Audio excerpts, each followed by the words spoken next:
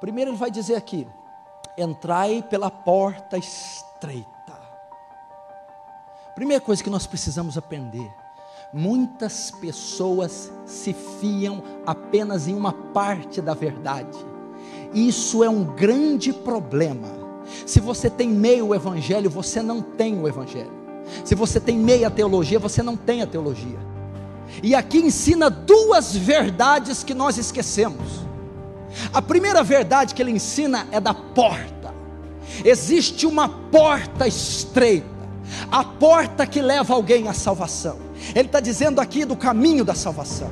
Ele diz que para ser salvo existe uma porta, um meio, e todos nós acreditamos que para o homem ser salvo existe uma só porta, e é Cristo Jesus. Só um mediador entre Deus e os homens, Cristo Jesus. Atos 4,12: em nenhum outro há salvação debaixo da terra, a qual devemos ser salvos, o que é Cristo Jesus.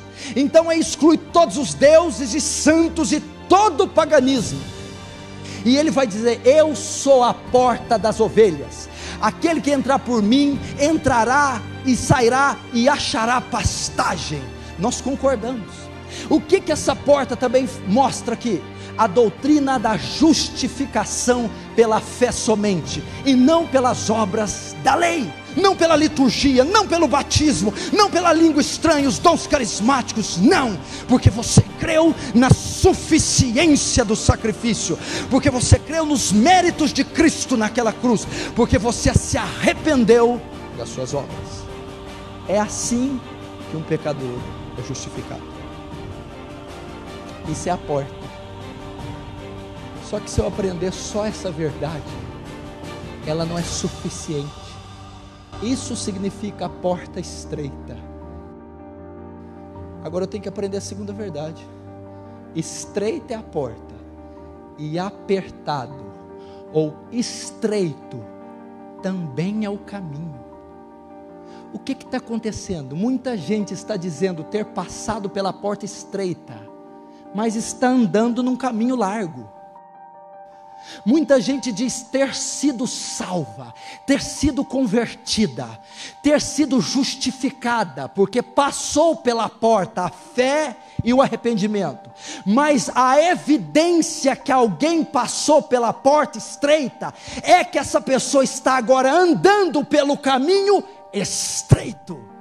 Jesus então está ensinando aqui, está ensinando a segurança da salvação e a certeza da salvação, o caminho estreito. Então um caminho se chama, a porta se chama justificação, o caminho se chama santificação. A evidência que alguém foi justificado é que esse alguém está sendo santificado. Agora o que está acontecendo? Muitas pessoas estão se dizendo salvas, muitas pessoas estão dizendo convertidas, muitas pessoas estão dizendo que nasceram de novo, que fazem parte da família dos céus, por ter passado a porta, mas não estão andando o caminho estreito. Se não estão andando o caminho estreito, a teologia não pode errar, elas nunca passaram pela porta estreita, nunca foram salvas. Qual que é a confiança que elas têm? A porta. O que é a porta? A profissão de fé, a confissão de fé, batismo, a porta, participar da ceia, a porta, a eleição, a porta, as obras, a porta, os carismáticos pentecostais, os dons, a porta. A porta significa ser regenerado. 2 Coríntios 5,17, o que está em Cristo, que diz que é salvo, justificado, nova criatura é, as coisas velhas já passaram, e eis que tudo se fez novo. ele foi transformado pelo sobrenatural. Ele não agregou um conjunto de normas e regras, ele não mudou apenas o seu estereótipo, ele não passou a frequentar um culto litúrgico, ele era um osso seco, Ezequiel 37, perdido em seus delitos e pecados, filho da ira por natureza, corrupto em Adão. Quando ele foi confrontado com o Evangelho, o Espírito Santo acometeu aquele coração e o transformou uma nova criatura, e este nasce de novo, evidenciando a salvação.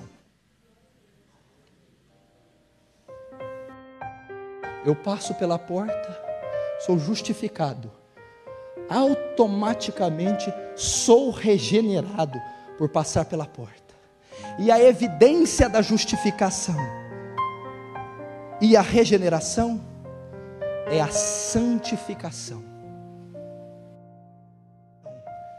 E meu irmão, então, uma confissão de fé: Senhor, Senhor, nem todo aquele que me diz Senhor, Senhor, entrará no reino dos céus. A confissão de fé não significa nada, porque muitos vão confessá-lo, Senhor, Senhor. É só uma obra sobrenatural, é uma obra que o pregador não pode manipular, que a igreja não pode fazer, que a piscina não pode dar, que o batismo não dá, que a liturgia não dá. Só o Espírito Santo, mediante a exposição do Evangelho, pode transformar um pecador. Assim, toda árvore boa produz bons frutos, porém a árvore má produz maus frutos. Não pode a árvore boa produzir frutos maus, nem a árvore má produzir frutos bons. Até aí. Sabe qual que é a evidência? Os frutos, as obras. Pastor, você acabou de falar que a justificação é pela fé, agora você está ensinando que ela é pelas obras? Não. Lutero teve essa confusão com a carta de Tiago e a chamou de carta de palha. Não, a salvação é apenas pela fé e pela graça, mas a evidência que eu creio, fé, são as obras e os frutos que eu dou. Eu não posso dizer que creio e não dar fruto, eu não posso dizer que creio e dar frutos maus. A evidência da justificação, santificação, obras, mostra a sua fé sem obras, que eu com as minhas obras mostrarei minha fé. Obras, salvação, conversão, regeneração é uma mudança total de caráter, uma mudança da vontade, uma mudança do relacionamento com Deus, uma mudança do relacionamento com o mundo, uma mudança do relacionamento com os homens. Uma pessoa que de fato foi salva, que de fato foi justificada, ela está andando em santidade e ela está produzindo frutos. Aqui está dizendo aqui, ó, que a evidência que ela passou pela porta e pelo caminho é que ela, pelos seus frutos os conhecerei, pelas suas obras, pelo seu movimento, pelo seu estilo de vida, pelo seu pensar, os lugares que frequenta, as coisas que fala, as coisas que pensa, as pessoas que se relaciona. A evidência que alguém é salvo é que ela deu uma volta completa na sua vida, ela mudou seus valores, ela mudou o seu coração. Como é que pode alguém dizer salvo, mas frequenta os mesmos lugares, dizer salvo, mas é imoral, diz que é salvo, mas se masturba 4 ou 5 vezes por semana, diz que é salvo, mas fornica, faz sexo com a namorada semanalmente, diz que é salvo, mas é viciado, diz que é salvo, mas é pornógrafo, diz que é salvo, mas é infiel, diz que passou pela porta, mas não há evidência, o fruto. O crente regenerado, genuíno, salvo, peca, cai, se enfraquece, tem o pecado como estilo de vida? Não. É regular o pecado está no cotidiano? Não, impossível. E eu termino dizendo isso no verso 18: não pode a árvore boa produzir maus frutos, O que Jesus está dizendo? É impossível um nascido de novo, é impossível alguém que foi salvo, justificado, é impossível produzir maus frutos, viver uma vida ímpia, é impossível viver a prática do pecado, é impossível. Ele está dizendo, não pode a árvore má dar bons frutos, e nem a boa dá maus frutos. Ele está dizendo, se uma pessoa for de fato justificada, é impossível ela não ser santificada, é impossível ela não ser regenerada, é impossível ela viver uma vida ímpia.